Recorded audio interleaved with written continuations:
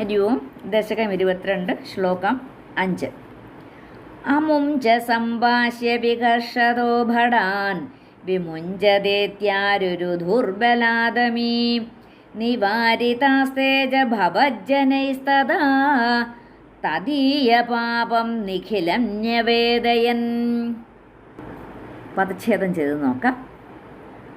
അമും ച സംഭാഷ്യ വികർഷതഃ ഭടാൻ.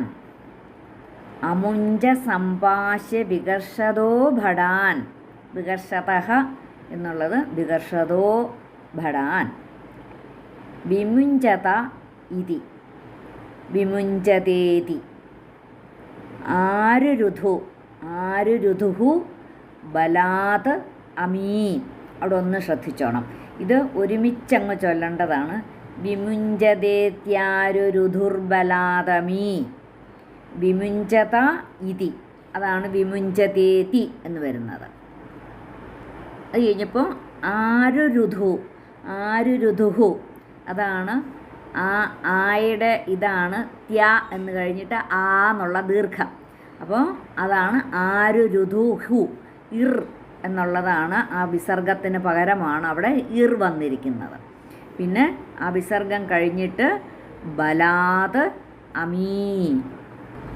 വിമുഞ്ചതേത്യാരുരുധുർബലാദമീ നിവാരിതാഃ തേ നിവാരിതാസ്തേ ച ഭവത് ജനൈഃ തദാ ഭവജ്ജനൈസ്തദാ.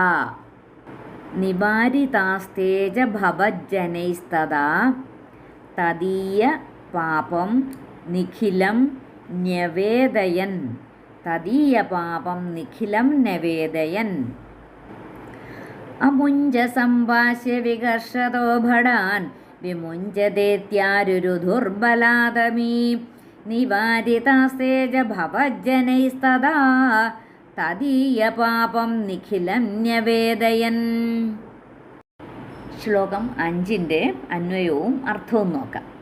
ശ്ലോകം 4 നമ്മൾ പറഞ്ഞു, 4 കൈകളും മഞ്ഞപ്പെട്ടും ഈ മനോഹരാകൃതിയുമുള്ള ആ ഭഗവാന്റെ ദൂതന്മാർ പെട്ടെന്ന് അവിടെ ആ അജാമുളൻ്റെ മുമ്പിൽ ആവിർഭവിച്ചു.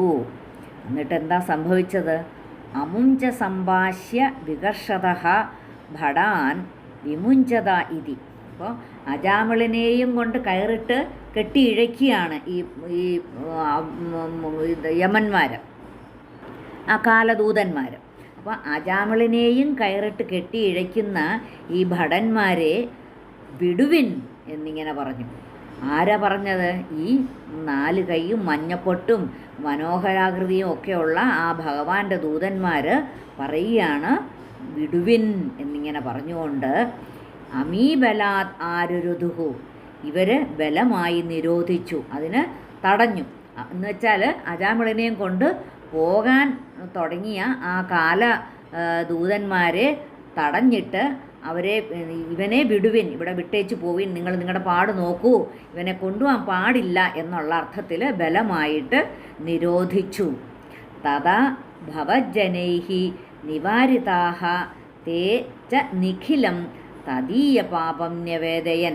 അപ്പോൾ എന്താ ചെയ്തത്?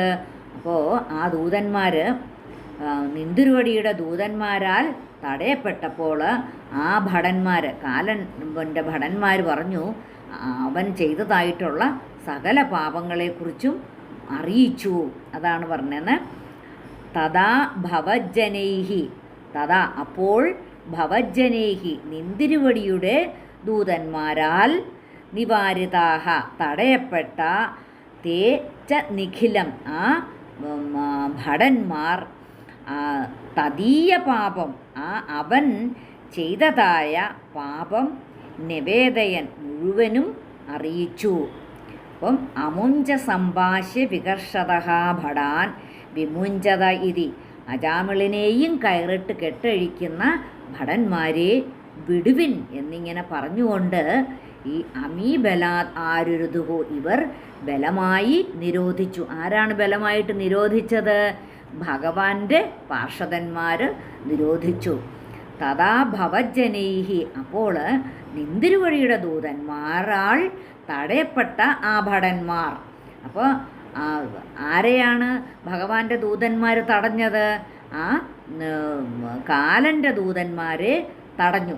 ആ തടഞ്ഞപ്പോൾ അങ്ങനെ തടയപ്പെട്ട ആ യമഭടന്മാർ, ആ യമന്മാടന്മാർ പറഞ്ഞു, അവർ അപ്പോൾ ആര്? ഈ അജാമിളൻ ചെയ്തതായിട്ടുള്ള പാപങ്ങളെക്കുറിച്ച് മുഴുവനുള്ള കഥ അവരെ അറിയിച്ചു കൊടുത്തു. അവനങ്ങനെ ഭഗവാൻ വിചാരിക്കുന്നു, ഭഗവാന്റെ ആൾക്കാർ വിചാരിക്കുന്ന പോലെ അത്ര നല്ലവനൊന്നും അല്ല അവൻ. ഇത്രയൊക്കെ കുറ്റങ്ങളൊക്കെ ചെയ്തിട്ടുണ്ട്. ഒരു വേശ്യയുമായിട്ട് രമിച്ചിവിടെ കഴിയുകയായിരുന്നു. അങ്ങനെയുള്ള സകല കാര്യങ്ങളും ഈ ഭഗവാന്റെ ദൂതന്മാരെ അവരെ പറഞ്ഞു കേൾപ്പിച്ചു കൊടുത്തു.